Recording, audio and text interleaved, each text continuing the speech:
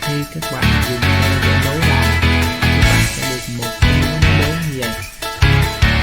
Một cái mối nối 4 này chính là cái gốc của miscea, và với các làm trên bạn cần phải làm 4 cái gốc tương tự.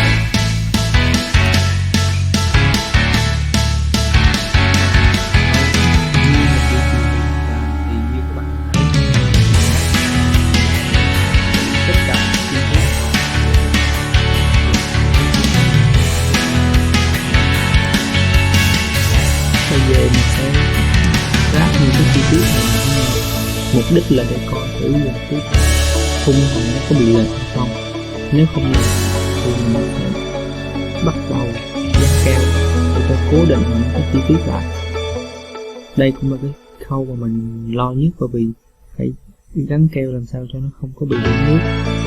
Sau khi đảm bảo khung không bị dính nước thì mình sẽ tiến hành sơn cái khung màu trắng.